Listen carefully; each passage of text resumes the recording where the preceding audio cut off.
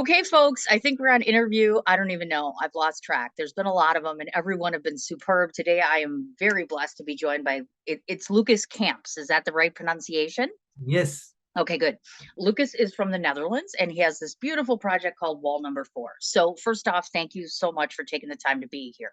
I want to start off right away talking a bit about you. You made a statement once where you had said that relative to your filmmaking, it's geared towards doing two different things, one of which is to move others, and the other is to make them laugh. Why is that so important to you? I almost feel it's like your obligation as a storyteller. Because I think if you're not doing that, if you're not able to do that, why would people be bothered by your story? I think people want to be moved by Yes. art in general, and especially narrative art. Yes. So either way, you have to provoke some kind of emotions. Oh, absolutely, without a doubt. And this film in particular, which we'll get into later, of course, I noticed that using this sort of film in the way that you did it, and I won't give away too much. I almost wondered when I was watching the movie if you wanted audiences to laugh part of the time, to be in shock part of the time, and then in the other part, just in awe necessarily of what was going on. Without, again, we won't get into too much, but was that intentional? Did you want them to feel an array of emotions when watching this movie? Yes, it was always intended as a Ah, roller coaster of which you was not aware of what it was going to be like when you started the movie. I, absolutely. I always wanted to get you into the movie with a feeling of, I wonder where this is going, and then get you off the track or of whatever you thought was going, you had it wrong. Ah, yes, and absolutely, you betcha. Is this something that you have learned, meaning in past history? Because I'm well aware of the number of directing projects, writing projects, and of course, producing projects you've done. Is that kind of your standard MO? Meaning, when you do any film, you always want to make sure that the audience feels something, and more importantly, that element of surprise. How important is that to you?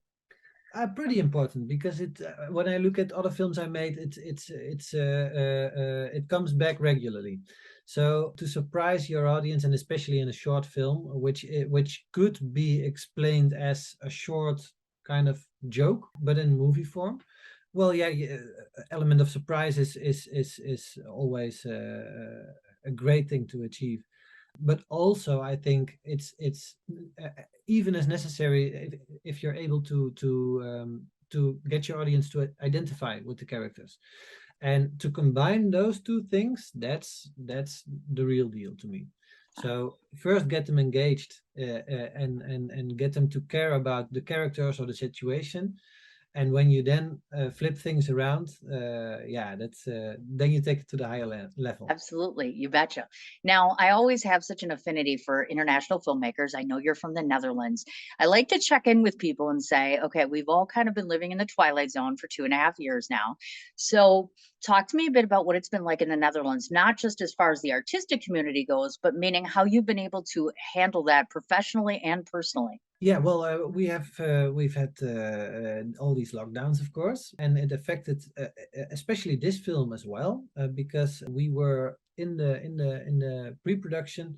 No, actually, we shot the first day of shooting, which was the film in the film, and Okay. people who've seen the film will understand what I mean with that. Yes. We shot the film in the film, really like 2 days before the very first major lockdown. So we got lucky with that, but at the same time very unlucky, but because we wanted to shoot more, of course. And Oh, the sure. next Yes, and the next days of shooting were planned a couple of weeks after. Well, that became a couple of months, and in the meantime, we had no work at all.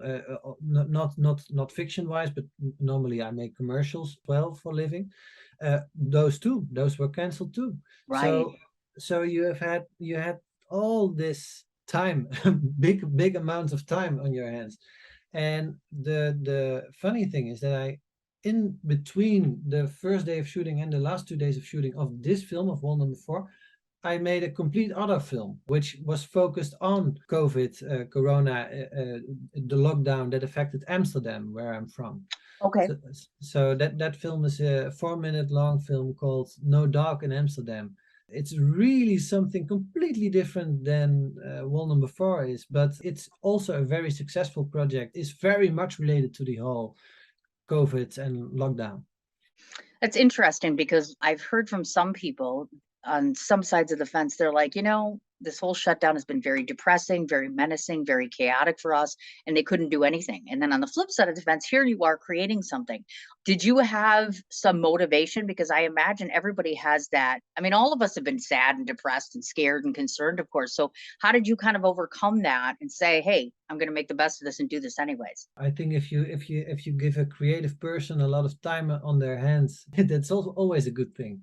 The best decisions and the best processes come from having too much time. And it's Sure. not something you regularly have these days, right? With your cell phone and Right. your constant being, at least that's the case to me. If I'm not with people, I will get distracted by Instagram or by other things. We'll always find distraction, and distraction is very bad for the creative process. Sure. I think boredom is very good for the creative process. Very well put there, my gosh. And since I've never been to Amsterdam before, is it a logical guess? Because honestly, when I was researching you, I couldn't see specifically, and maybe I missed it, where you filmed. So did you film Wall Number 4 in Amsterdam? No, I didn't. Okay. Originally, I'm from the south of Holland, and it's there also that I made Wall Number 4. And but No Dog in Amsterdam, obviously, is all about Amsterdam. I've gotcha. And to those of us, including myself, who haven't been able to do a whole lot of international travel, give us that 30-second blurb about why we should visit Amsterdam or why we should come over there and check it out. What is so magnificent about this country?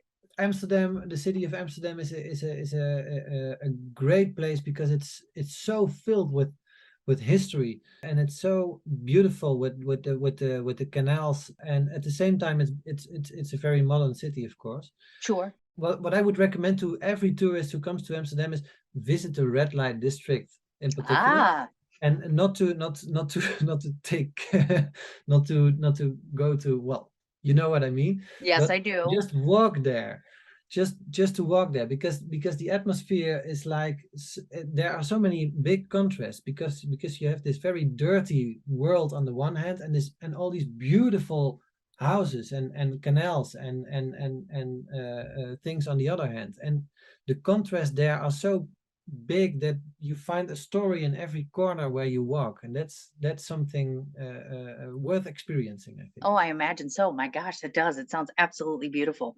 I know that in 2001 you were a graduate, of course, from the Netherlands Film Academy. So I always like to ask filmmakers this question, more so for the benefit of other filmmakers. There are some on one side of the fence that say you absolutely need film school without a doubt. Then there are others that say spend your whole life on a set, learning every single part of being on a set, and you can do it. So I know obviously you've got an education, but looking back or where you're at now, would you still recommend to a newbie filmmaker or even a veteran one, taking more classes? What is the benefit of education when it relates to creativity in film? A great question. Let me give you first some more detail on my education, because I've, Sure. I've I've I've been to the Netherlands Film Academy, indeed, and that's the most well-regarded film institute in the Netherlands. Yes. But I didn't follow the directing. I was educated as a producer. Okay. So in the first place, I have another background. So to me, yes, I graduated from that, but after it, I've had also all these problems of getting there and teaching myself more about directing, because I didn't have those courses at Sure. school. That being said, back to your question, I think some degree of education is very helpful, because it helps your process to even talk to other students who are in the same moment as you are, and to discuss your process with them, and you can help each other, right? Sure. It's and I think that is maybe the most valuable part about education.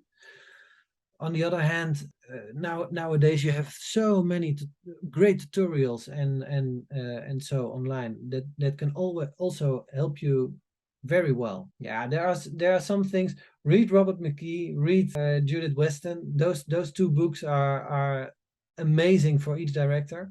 Mhm. and for the rest, yeah, watch as many movies as you can.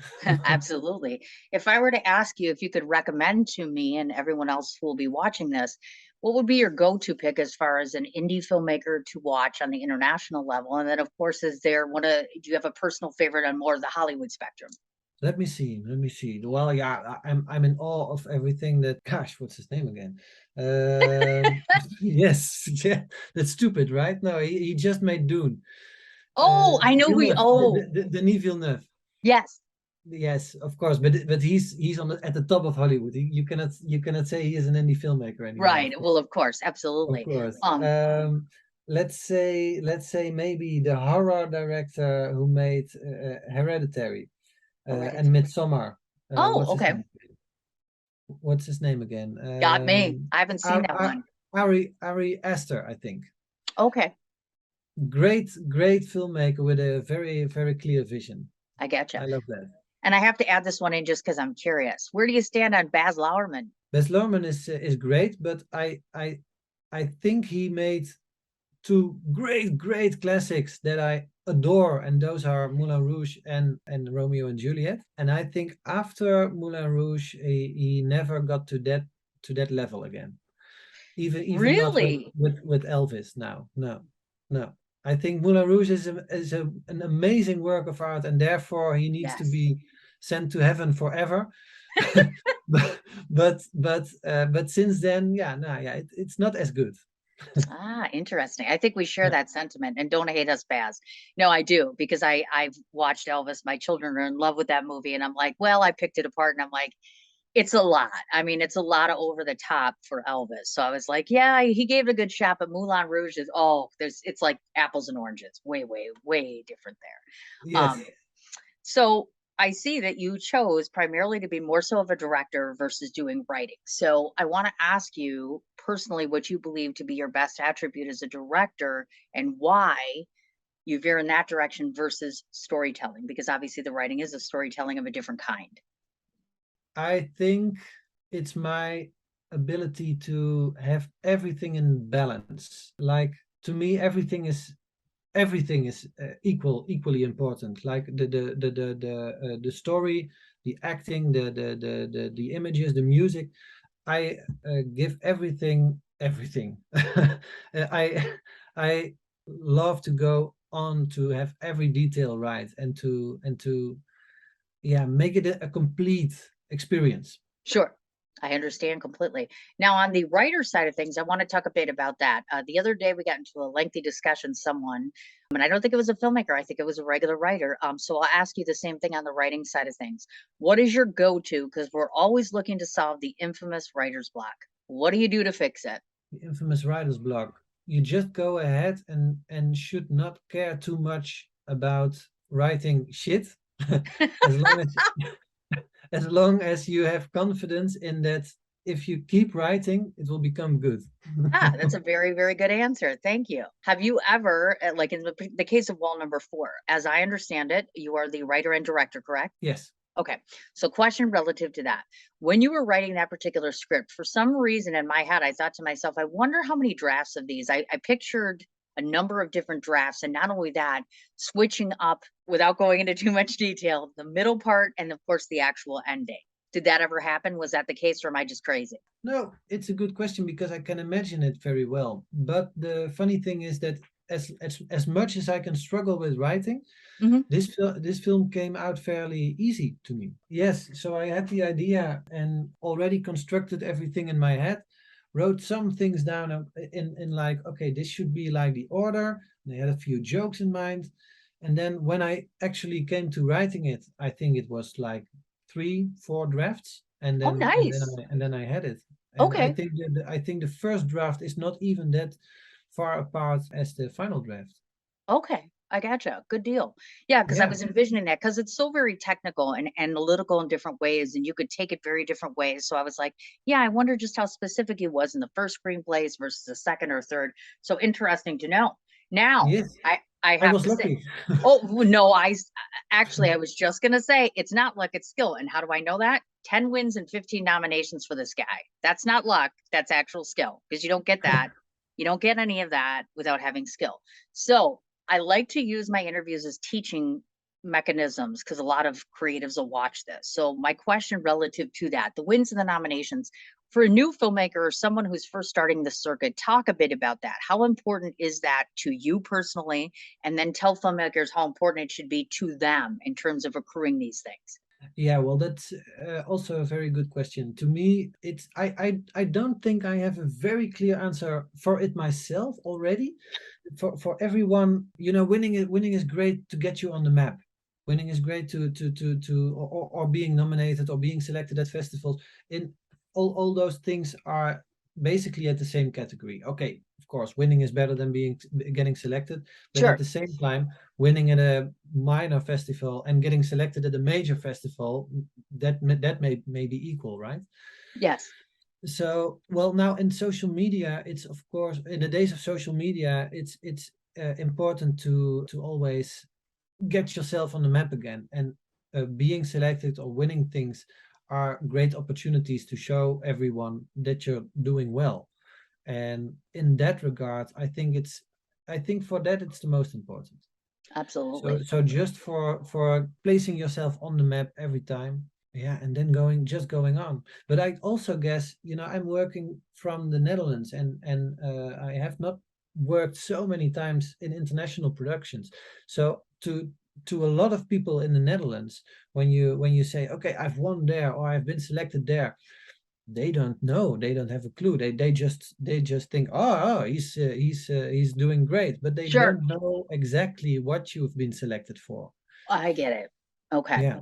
I see what you mean. Okay, that makes but it makes sense though. And I think any filmmaker can appreciate so that sort of thing. The film festival circuit really does have a great deal of benefits to it, as does distribution, of course. Because I know that your film originally, so you released this in 2021. Obviously, now it is August of 2022. That means it's been almost a year. So, Yeah. how have audiences been receiving it? And more importantly, were you impressed with the final product? Because sometimes directors will say, if I could go back, I would do this and this and this. I've had that indeed with my previous films, and probably in 3 to 4 years I will feel the same with this one.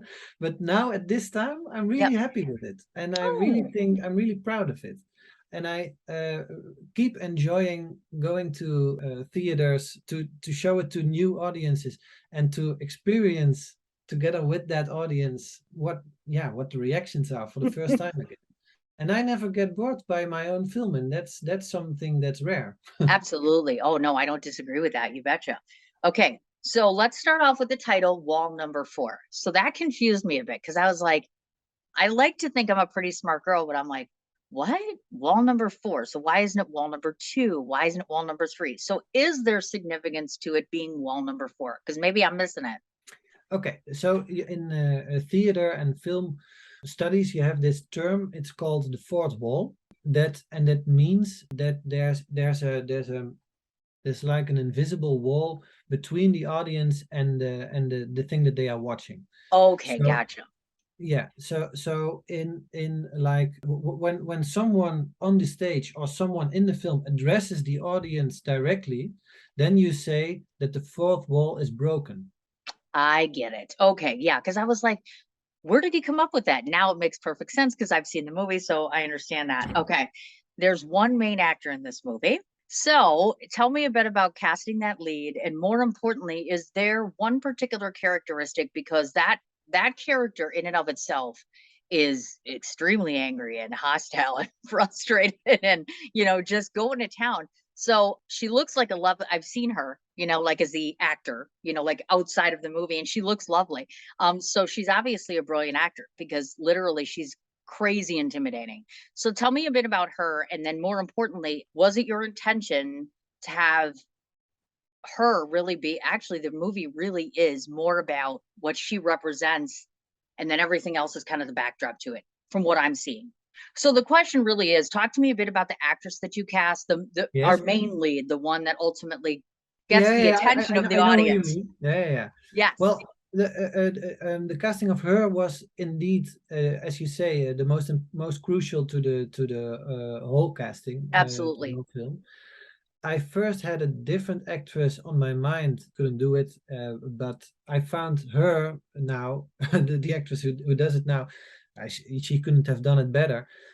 But both actresses, when I was casting, I was looking for this female lead who was equally beautiful as intimidating, Okay, who gotcha. who who you could be in awe of, but also afraid of. Okay, That was really important in casting that actress. absolutely. Now, I want to give people sort of a backdrop. So, when you start watching this movie, you're obviously in a movie theater, clearly, and you have a bunch of spectators. And in my interpretation, the some of the spectators start making comments, obviously, or saying some things while the movie is going on. So I was Mhm, trying to analyze that because that's what we do when you do film mhm. review. I'm like, I wonder if this is representative. Not, it isn't just again spectators saying so and so. It really does speak to the fact that nowadays most people that go to movies are underwhelmed and they are underappreciating the art form. Am I off or is it just an interpretation? No, yeah, it's a good interpretation. I was in Korea with the film at the Busan International Fantastic Film Yes. Festival, and there I got a question from a student who watched it and who also loved it. But he said, "Why did you choose the cliche as something that they would get angry of?" Hmm. And I thought it was a smart question because a cliche is something that I could get angry on, but Sure. I'm not the regular audience that you put in a theater, right? Right. So it really made me think about that. Would a normal audience be as engaged as I made my audience in this film by a bunch of cliches that they saw? It Well, right. That's a good maybe question. if they were critics, perhaps, Well, but this right. this was a regular audience. Right, and it was random too because you're very selective about it, and I like that because you have there's 2 main characters that are really going at it in the film, which you guys will see obviously, but they're all different, meaning one is a different race, one is a different age. You've got it, so you selectively have picked out different Yes, categories of people yes, to be in the audience, of course, and I'm sure that was intentional. And then, of yes. course, the movie takes a bit of a turn, which we can't talk about. However, what I Mhm. can say is the audience reaction and what transpires after that. So what I'm wondering about is when you were coaching your actors, I can only imagine what it's like to turn literally be more directed at the audience, meaning so tell me the process of trying to get these actors to continue doing what they're doing with certain elements not available to them. I know I'm talking in circles, but I don't want to give too much away. No, I Because you understand. already know what happens. Well, to me, trick that I used was to first film the film in the film that they are reacting to. Right. Because I had all these individual shots of all the actors in the cinema, and I could have said to them while we were filming, okay, so now you see this and you react to that, and now you see that and you react to that. But I figured that it would work so much better if they would really see the film on the big screen and it being ready, finished already. So No, I get even you. even though a lot of the film is not in the actual end product, it was important for the audience's reactions in the film to already see that and to have their reactions be genuine. Oh, absolutely, without a doubt. And the other thing, of course, too, is I'm curious. You have this mockery that's going on, which leads to this menacing blowback that comes, and then at the very end, you obviously we see what happens, and I got the meaning or the intention of it. But in your own words, in 3 sentences, tell your audience what this movie's about. This film is about you as an audience. This film is about getting a mirror put in front of your face and getting to think of who am I when I am watching a movie. Very good answer, and he's absolutely on the dot. As a matter of fact. I don't want to forget to read off this list. I found you on social media. Well, I creeped on you as a journalist. So listen to all the places you can find Lucas Camps. And by the way, it's LucasCamps. He is on the following places. We have LinkedIn, YouTube, IMDb, Vimeo, Film Freeway, obviously your website, which is lucascamps.nl. And then you are on Instagram, Lucas underscore CAMPS 128. Any other place? Anything I missed? No, these are the most important indeed. That's kind And of you what I can thought. also, yeah, and lucascamps.com will also work Oh, I got you. I didn't on know the that. website. Now, Yeah. before I forget to ask you, obviously you just screened at HollyShorts. Where is the film going to be next? Where do we go after this? There are a few nice selections in Belgium at big fantastic film festivals over there. Okay. Really looking forward to the Brussels International Fantastic Film Festival. That will be in a huge cinema with 1,000 seats. Oh, So neat. yeah, it's opening even a special program night. So I'm very much looking forward to that one. See, yeah, it's already a bit at the end of its festival run. So Oh, right. That's kind of what I figured, but I thought, yeah, well, this gives people a chance to be able to see it, of course. And I presume after this, you'll be distributing it? yes, of course. Yeah. Okay, absolutely. This is awesome. Oh, yeah. And because we're about shameless promotion, what's the next project? When can we expect that? I'm working on a TV series for children in the Netherlands, so it's Oh, something neat. completely different. That's so cool. I cannot wait. Yeah. This is awesome. Yay. Yes. Awesome. Well, Lucas, thank you so very much for your time. I appreciate it. And I will be watching and encouraging you every step of the way. I think your work is just absolutely phenomenal. I do. Well, Thank you. that's so great to hear. Thank you. Thank you Absolutely. so much.